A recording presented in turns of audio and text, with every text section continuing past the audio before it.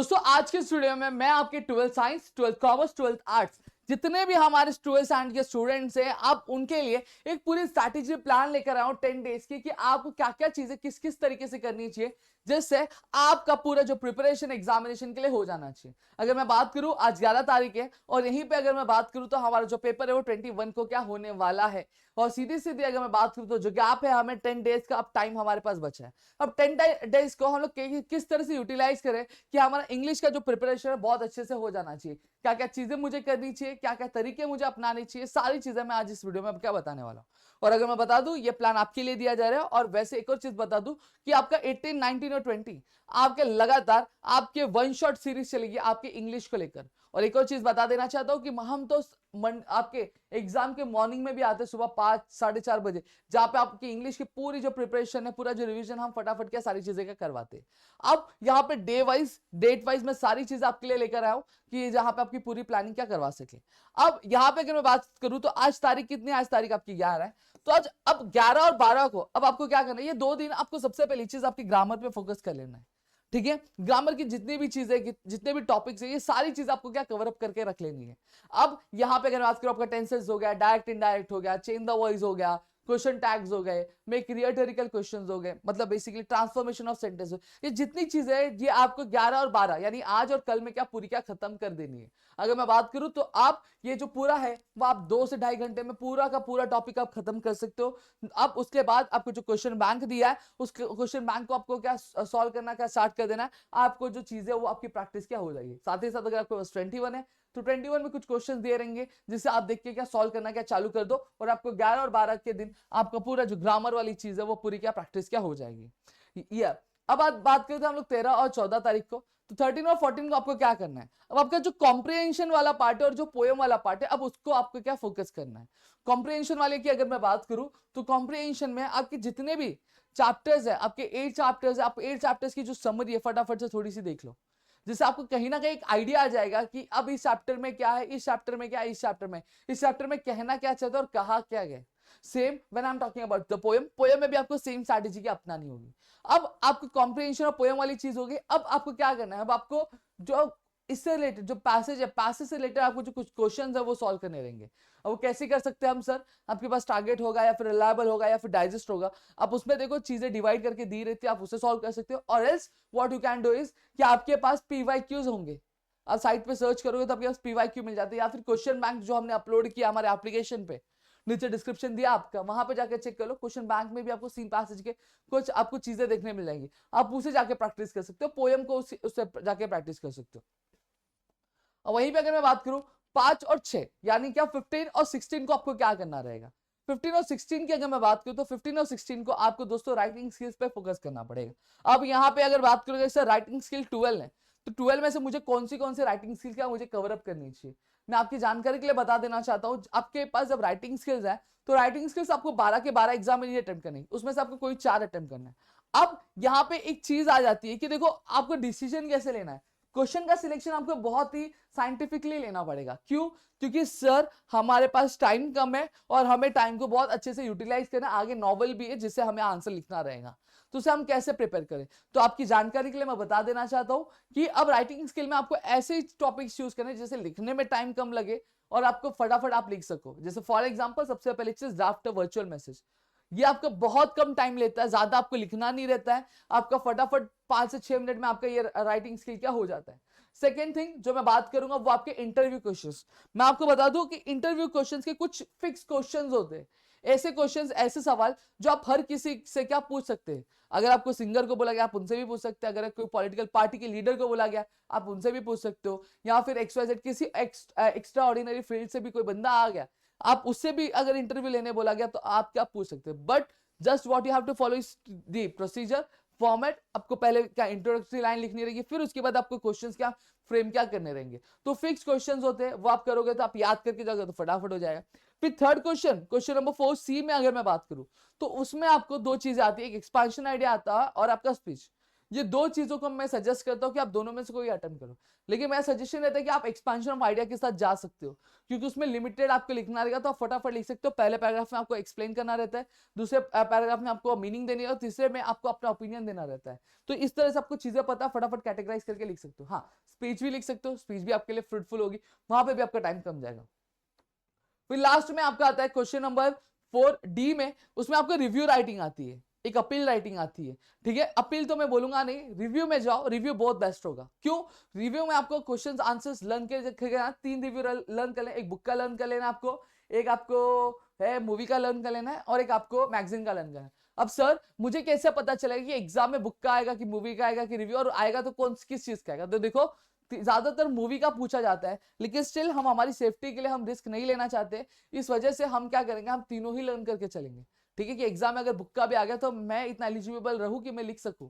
Movie की अगर बात करूं तो ज्यादातर मूवी का ही पूछा जाता है। अब सवाल यह उठता है, सर एग्जाम में मूवी कौन सी मूवी में पूछी जाएगी? तो मैं आपको बता दूं, कहीं भी एग्जाम में आपको मूवी का नाम मेंशन नहीं रहता है। Just what you have to do is कि आपको यह पूछा जाएगा कि आपके एग्जाम में कि आपने जो भी रिसेंटली मूवी देखी उसका मूवी रिव्यू आपको क्या लिखना है, उसका रिव्यू आपको क्या लिखना है अपने वर्ड्स में। अब आपको क्या करना है, आपको कोई भी एक मूवी देख लो, अब उसी को जाके उतार दो। क्यों? क्योंकि एग्जाम में मूवी का नाम नहीं दिया। तो अब आपको ये जो 4 टॉपिक्स मैंने बताए, इन 4 टॉपिक्स पे आपको क्या करना है, थरो एकदम बोलते हैं ना, बैठ जाना है, जड़ के बैठ जाना है। उसका फॉर्मेट क्या होता है, तरीका क्या है, क्या कंटेंट हमें लिखनी चाहिए, सारी चीज आपको वहां पे लिखनी है। और साथ ही साथ अगर आप ये सारी चीजें बहुत जल्दी कवर करना चाहते हो, तो अब मैं आपको बता दूं कि सर ने आपके लिए जो इंग्लिश का जो कोर्स है, वो इंग्लिश का कोर्स आपके जस्ट ₹99 में आपको अवेलेबल करवा के दिए, जहां पे आपको नॉवेल राइटिंग पूरा दिया हुआ है। दूसरा अगर मैं बात करूं, आपके अप्रिसिएशन का लर्न करने का तरीका पूरा बताया हुआ है।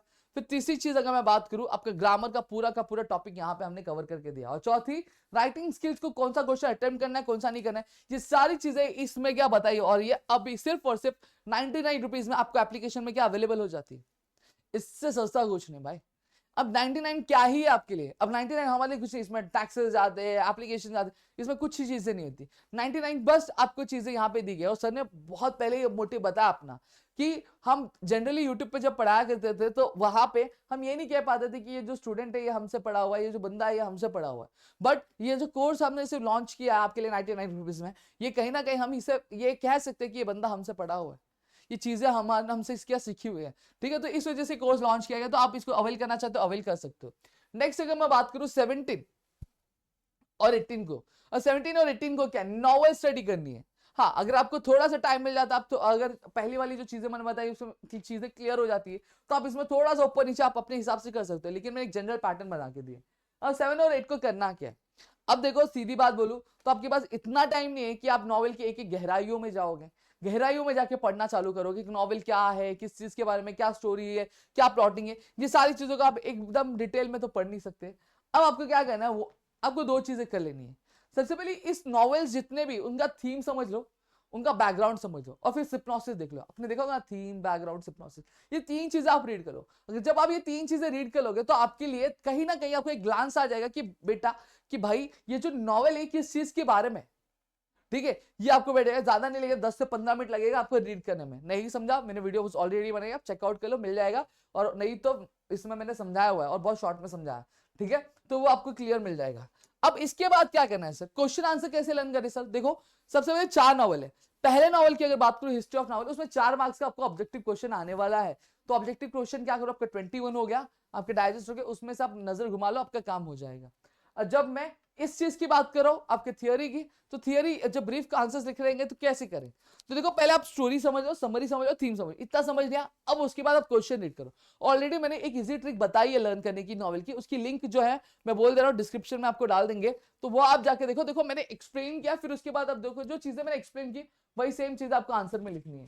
तो आपको एक आइडिया आ जाएगा कि भैया ये क्वेश्चन पूछा गया, ये क्वेश्चन में मुझे आंसर कैसे लिखना। तो पूरी जो स्टोरी अपने दिमाग में बैठा ली है, आपको समझ में गई है, और फिर आप आंसर इजिली क्या लिख सकते हो। ऐसे आपको सेकंड नॉवल, थर्ड नॉवल और फोर्थ नॉवल का कवर करना है। अब नॉवल में आंसर कितना लिखना है, देखो नॉवल का एक क्वेश्चन आपको आएगा 2 मार्क्स के लिए, 2 क्वेश्चन पूछे जाएंगे 4 मार्क्स के लिए। अब 2 मार्क्स के लिए आप कितना लिखोगे, 5 से 6, बस इतना ही लिखना है, 5 से 6 लाइन लिखनी है, उससे ज्यादा नहीं लिखना है भाई।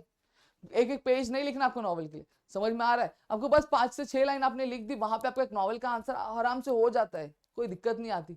क्लियर हो गया? तो बस यही चीज आपको क्या लिखनी है, ठीक है, नॉवेल के लिए। तो ये भी चीज आपकी क्लियर हो गई। और फिर अब 19 डेट को क्या करें, 19 डेट को अब आपने सारी चीजें पढ़ ली, अब आपको बैठना है पेपर लेके, एक सैंपल पेपर ले लो या फिर क्वेश्चन बैंक ले लो, सैंपल पेपर नहीं मिल रहा है तो क्वेश्चन बैंक लो और उसे सॉल्व करना चालू करो, उसे प्रैक्टिस करना चालू करो, उस प्रैक्टिस से सॉल्व करना चालू करो। देखो आपका टाइम में हो रहा है कि नहीं हो रहा है, आपको चीजें आ रही है कि नहीं आ रही, समझ में आ गया? ये चीजें करो और इस तरह से फिर आपका ये पूरा जो आंसर्स आपके दिमाग में आ जाएगा। अब आपको आइडिया पता चलेगा कि मेरा टाइम कितना कहाँ पे कंज्यूम हो रहा है, क्या गलतियां हो रही है, कितना कट हो रहा है, ये सारी चीज आपको हो जाएगी। उसको इवैल्यूएट करो, उसको सुधारो थोड़ा, ठीक है। फिर नेक्स्ट अगर मैं बात करूं डे 10 को, आपको बस रिलैक्स हो जाना है, रिवाइज कर लेनी है सारी चीजें जितनी भी आपने क्या पढ़ी है, और फिर 21 को आप एग्जाम देने क्या जा सकते हो। अब यहाँ पे एक चीज और मैं बता दूं कि अब जनरली यहाँ पे क्या होता है, पेपर प्रेजेंटेशन को लेकर दिक्कत होती है कि इनको समझ में नहीं आता कि कहाँ पे कितना पॉइंट लिखना है, कितनी चीजें लिखनी है, और वो कहीं ना कहीं इसमें क्या मात खा जाते हैं। मैं आपको बता दूं कि आपको कोई भी टेंशन लेना नहीं है, बहुत ईजी तरीके से, बहुत ईजी मैनर में आप चीजें कर सकते हो। देखो आपकी हैंडराइटिंग गंदी है, कोई मैटर नहीं करता, वहां पे आपको कोई टाइपराइटर जैसे हैंडराइटिंग नहीं एक्सपेक्ट कर रहा है, ठीक है। आपको क्या करना है, बस जो चीज लिख रहे हो बहुत साफ सुथरी लिखो, कट पिट जो है इग्नोर ही करो, ठीक है, कि कट पिट होना ही नहीं चाहिए। अगर हो जाए तो एक सिंगल लाइन कट करके हटा दो, समझ में आ गया? राइटिंग स्किल में ये चाहिए, फॉर्मेट चाहिए, आप पेंसिल से आप बॉक्स बना लो, आपका काम क्या आराम से हो जाएगा, थोड़ी चीजें अट्रैक्टिव दिखने लगी। तो ये मैंने पूरा 10 दिन का आपको क्या किया, स्ट्रैटेजी पूरा शेयर कर दिया। और ऑलरेडी मैं बताऊं 18, 19 और 20 के दिन आपका वन शॉट लाइव सेशन होने वाला है, लाइव सीरीज चलने वाली है, जहां पे सारी चीज आपको गाइड की जाएंगी, आपको क्या करना है, कैसे करना है, चीजें लर्न करवा के दी जाएगी, और आपका जो है एकदम फ्रूटफुल तरीके से आप सारी चीजें क्या कवर अप कर पाओगे। आई होप सो चीजें यहाँ पे आपको क्लियर हो गई होंगी, कुछ भी डाउट नहीं होगा, ठीक है। अगर चीजें क्लियर है तो प्लीज वीडियो को लाइक करो, चैनल सब्सक्राइब करो और रेडी हो जाओ। अब अगर नहीं करोगे तो कब करोगे भाई, इंग्लिश का एग्जाम सर पर है और सबसे पहला एग्जाम ही आपका इंग्लिश है, ठीक है। तो चलो दोस्तों, मिलेंगे हमारे अगले वीडियो में, तो तब तक के लिए घर पे रहो सुरक्षित, अपना ध्यान रखना दोस्तों। जय हिंद दोस्तों।